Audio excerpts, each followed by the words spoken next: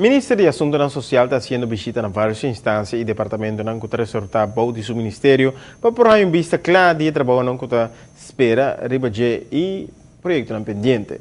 Assim, esse semana aqui visita o centro de FAVI, onde que está atender com membros com limitação visual. Para por aí a reunião de uma forma mais frutífera e para mandatário por ter uma ideia de como gente sem vista da biba, rebondia, a tapa boa de mandatário e lá que acta mesmo cosco e tá cego.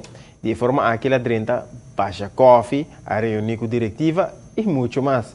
Aí ela explica ao mandatário de retornar que a fundação está atendendo com ele e de quantidade crescente de habitantes com problema de vista riba nossa isla.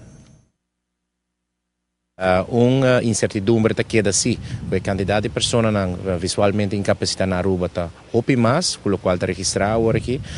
Nós estamos sonhando para Kiko, essa que está assina com o FAVE Mesa instalar uma investigação para poder determinar para que motivo pessoas visualmente incapacitadas não está acercar ainda este tempo para apoiar e dar apoio nesse processo aqui. Está assina sim, como o mestre Bisa, nossa máquina é uma bonita experiência. Um certo momento, no momento que nós topa dia cliente mais jovem, que bem será conhecido conosco, com ânimo, espírito de que o bota sinto que a pessoa que tem sua incapacidade, pero de outra banda está sendo do máximo para estar ganador de sua vida. Me quer experiência aqui está dando nós também estímulo para mira que nós tem a pessoa que tem mão de profissional.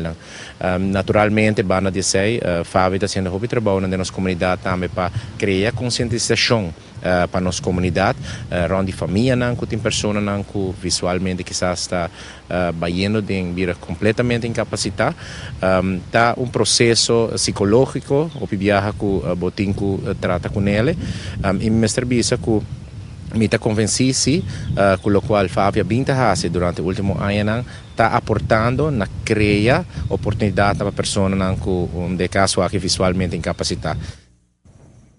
FAVI é um centro especialmente desenhado para cumprir com a necessidade de pessoas sem vista ou com limitação de vista. Membros por passa dia e não e uma vida semi-normal com vários serviços especiais que não só por oferecer.